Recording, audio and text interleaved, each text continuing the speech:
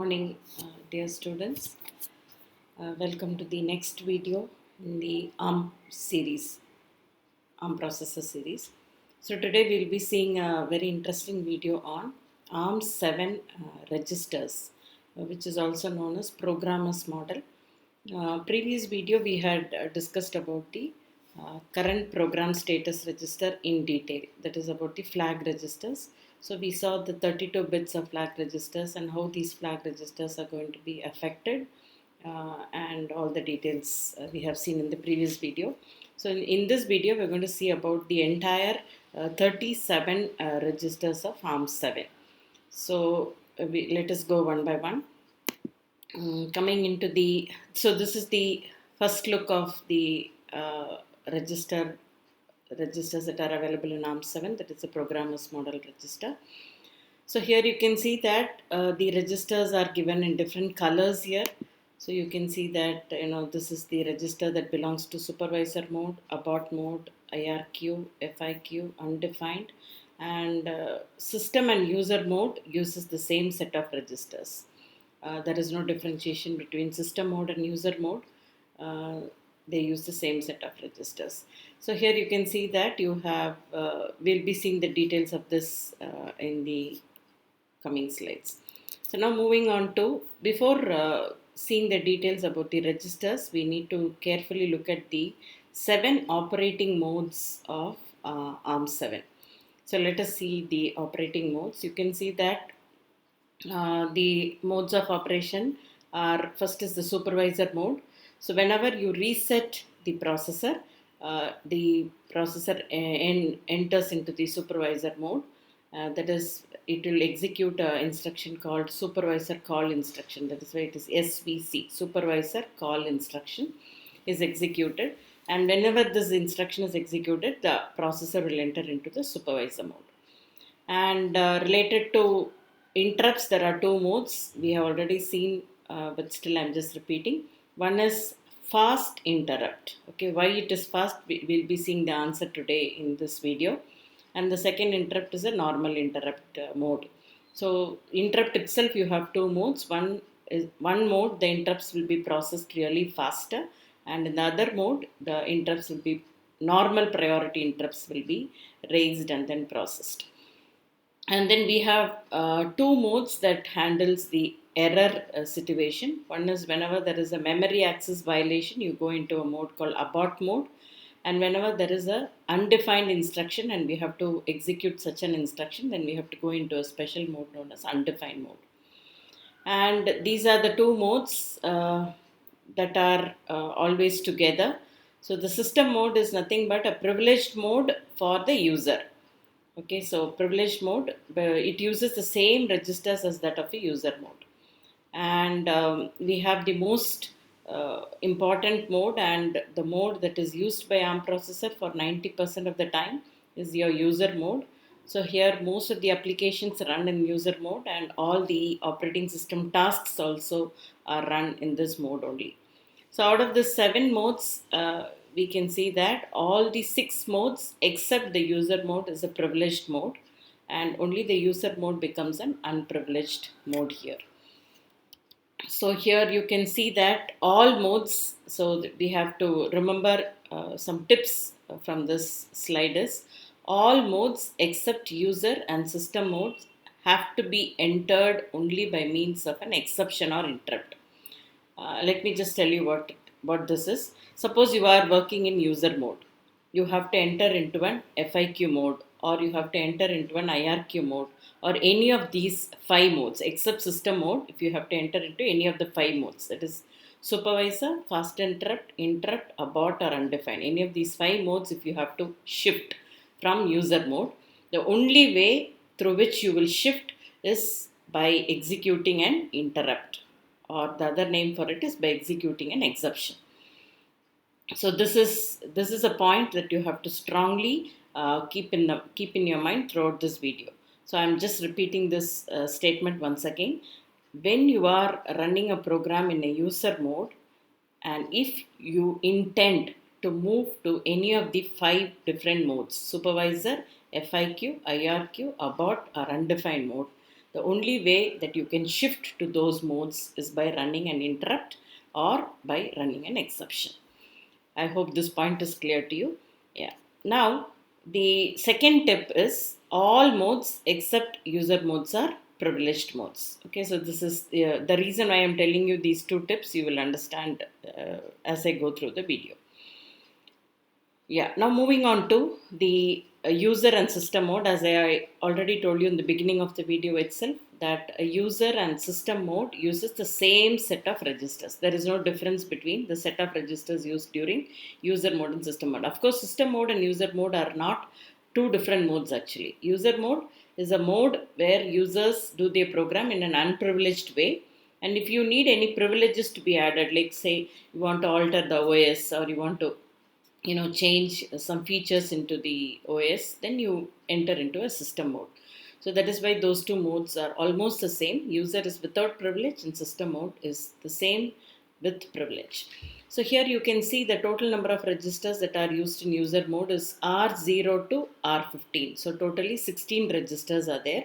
And of course you have one flag register, which is the current program status register. So the details of this we have seen in the previous video. So the tip here is set of registers used under user and system mode are the same. And you can see that here R13 register is nothing but the stack point register. R14 register is our link register. We'll be seeing what is this link register in detail in this video. And R15 is a very, very important register, which is the program counter. So what is program counter, my dear students? Yes, program counter is a register that stores the address of the next instruction. When ith instruction is being executed, the I plus 1th instruction address will be stored in program counter. Right? Yeah. Now, so totally, how many registers are there under user and system mode means there are 17 registers. So R0 to R5 will make 16 and one flag register. So totally there are 17 registers under both system mode as well as user mode. So now we have to bring a total of 37 registers. Now we have only seen about 17 registers. So we have 20 more registers to see what they are. So let's go one by one. Now coming to the the next mode. So we saw that we have seen the details that whenever we need to change between modes, I'm repeating this once again because if you understand this point, I think the entire programming model will be clear to you. So whenever we have to shift between modes, the only option is by shifting through an interrupt or an exception. So let us say that we are currently in the user mode. Okay, suppose we are running a program in the user mode. Say this user mode has to run a long program. And say suppose we are in the ith instruction. User mode has got many instructions to run. Say suppose we are running the ith instruction. At that time an interrupt comes. Okay, so let us say that it is an FIQ interrupt, which means that an interrupt that is asking you to shift the mode from user mode to FIQ mode. So what is this ISR? Interrupt service routine, right? So whenever you shift from user mode to FIQ mode, you have to run this interrupt service routine, and then only you can change the mode from user mode to FIQ mode. So say suppose this is a situation. So what you have to do, you are now currently running the ith instruction, right? So when you are running the ith instruction, what you have to do is you have to complete the ith instruction. You cannot stop in between. We have seen this in the previous classes also, but I'm stressing on this point. Whenever you are running an instruction and in between the instruction when an interrupt occurs, what you have to do is just acknowledge that you have received the interrupt, but you cannot go without completing that current instruction. So you will be completing the current instruction and then you will move to the ISR, interrupt service routine. But then when you are running the ith instruction, say suppose the next instruction is I plus 1, right? Where will the I plus 1 address be available when you are running the ith instruction? Yes, you are right. The address of the next instruction is always stored in the program counter, right? So program counter stores the address of the next instruction.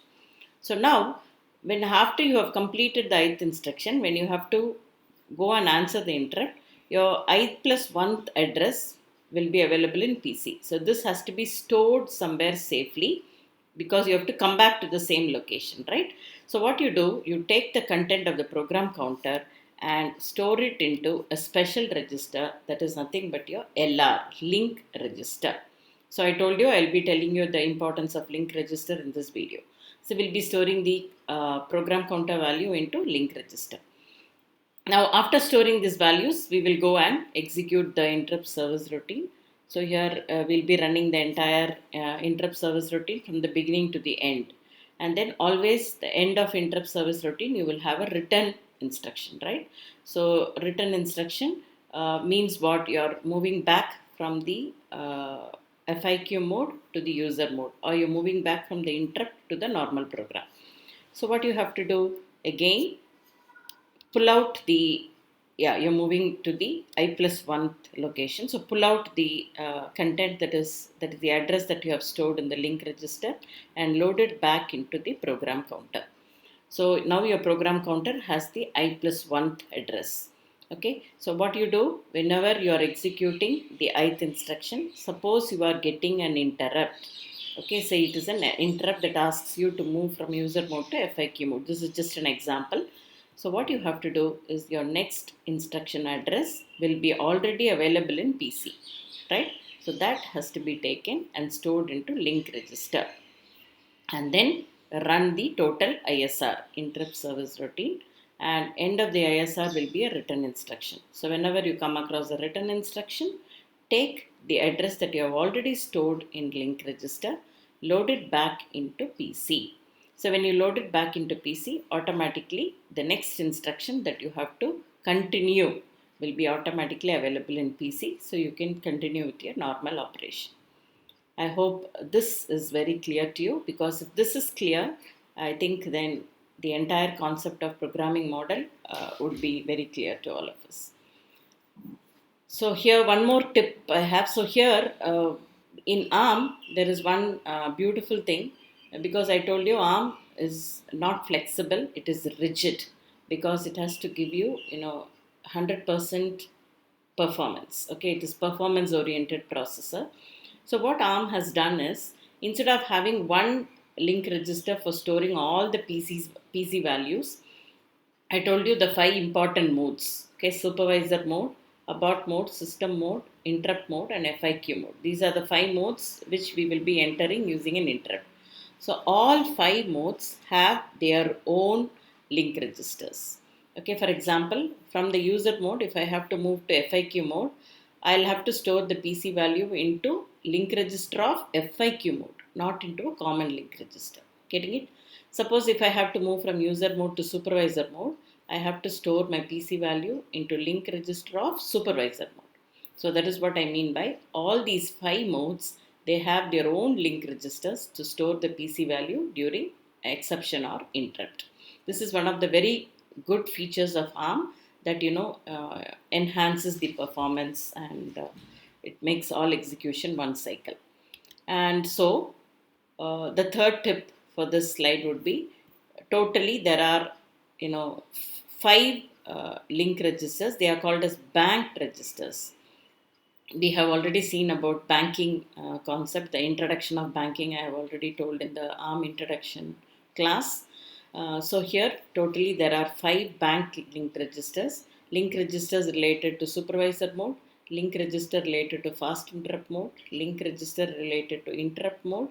Here is the link register related to abort mode, and finally the link register related to undefined mode. So now is this concept clear to you? So this is a procedure, and your PC is loaded into link register. So in order to make this processing really independent and faster, so you have 5 link registers which are banked. The meaning of banked is these registers will not be available every time. They will be available only when that mode comes into operation. Okay, that is the meaning of banked registers. So hope this is clear. So now we already have seen 17 registers under system mode or the user mode. So now we have added 5 more registers to the list. So 17 plus 5 is total 22. Come on, tell me how many registers we should be totally seeing? 37. And out of which we have seen 22 registers. Okay, we'll be adding as we go by the video.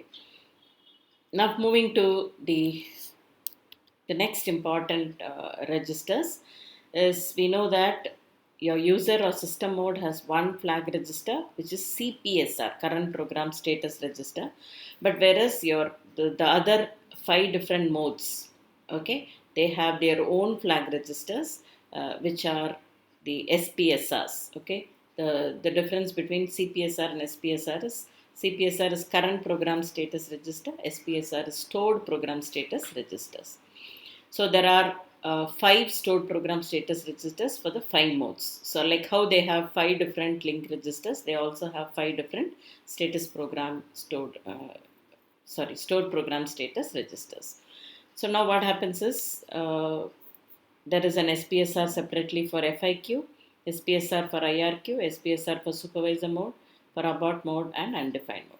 So totally there are 5 flag registers for the 5 different modes, and again these flag registers also are banked, which means they are not available all the time. They are available only when that particular mode is brought into action. Okay, so already we have seen 22. Now to that 22 count, let us add these 5 flag registers for the 5 different modes. So totally it is 27 registers now. So we have 10 more to go. Now, what does this picture tell us? What would be the next register that we are going to discuss on? Yes, it is the stack memory, right? So stack memory is a very important concept in any processor for that matter, not only ARM, any processor. But then, whenever we talk about stack memory, the one register that helps us to link with the stack memory is the stack pointer. Stack pointer is a register that points to the address of top of stack. Whichever is the current top of stack, the address of that current top of the stack will be available in one particular register, and that is nothing but the stack pointer. Now what happens is, if I have just one stack memory, okay, and then if for every interrupt, if I have to use the same stack memory, and then move all my register contents and all the intermediate values, everything into stack, and then I shift from one mode to other mode, what happens is, there will be some, memory mismatch problem. Okay, in other ways you can say that there will be some delay in execution of the instructions. So what ARM has done is, these 5 modes have their own stack. For example, supervisor mode will have a separate stack in a separate memory location, which has nothing to do with the stack of other modes. FIQ mode will have a separate stack. IRQ mode will have its own separate stack.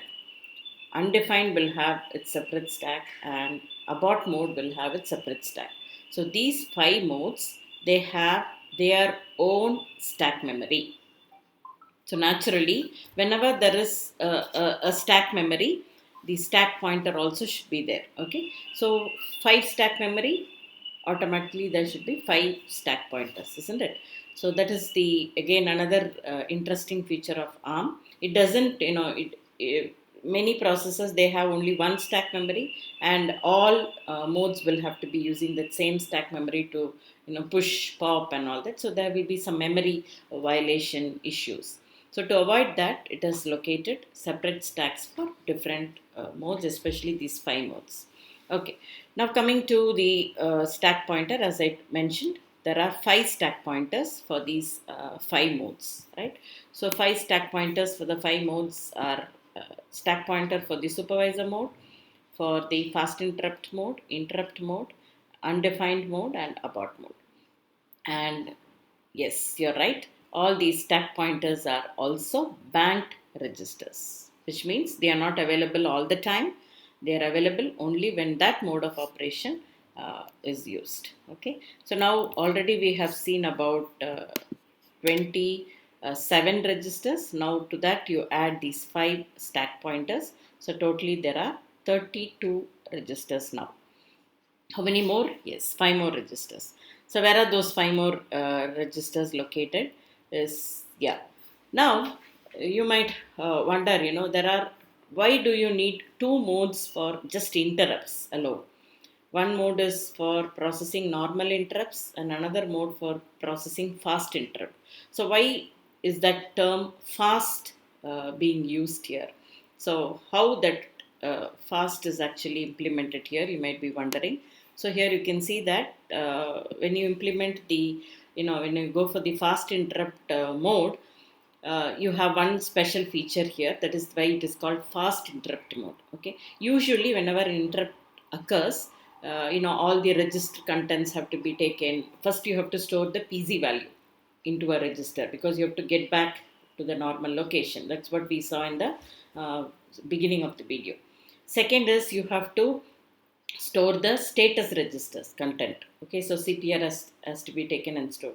Third is you have to take some temporary values that are stored in registers. You have to usually push it into stack. That is what I told you in the previous slide, right? So push it into stack and then safely keep it there. You move to that the another mode, and when you come back you have to pop all these from the stack, and then you have to start doing your normal operation. This is what normally whenever an interrupt occurs, this is the normal procedure. But what we can do in case of fast interrupt is, this is what happens in the normal irq mode. But in fiq mode, what happens is there are 5 registers dedicated as gpr. What is gpr? General purpose registers. So what you do is, you need not go to the stack to store. There is a stack available for fiq, but still we need not always be going to the stack to store the intermediate values or register values, because always memory accessing takes more time than accessing a register. We were clear about it. We saw that in the first video itself. So instead of going to the stack to store all the register values and all that, we can just immediately store them in the 5 general purpose registers that are available. So the 5 general purpose registers are R8 to R12. And these R8 and R12 registers are again banked registers, which means they will not be available all the time. Only when it enters an FIQ mode, these R8 and R12 will be used as general purpose registers, which enables faster processing of interrupts. I hope this is clear to you. So we have already seen 32 registers. So now adding on the 5 banked registers to it, you get a total of 37 registers. Okay, yeah. So now coming to the, this is the overall picture of the registers. So you can see that to sum up, the system and user mode has got same set of registers. So 16 registers, which is 0 to 15, plus 1 flag register, which is CPSR. Okay, and then the different modes as you enter, each mode has its own link register, which is R14. Okay, so link register for FIQ, link register for supervisor, abort, IRQ, and undefined. So there are 5 link registers which are banked. Okay, so you can see that this symbol here represents that they are banked registers.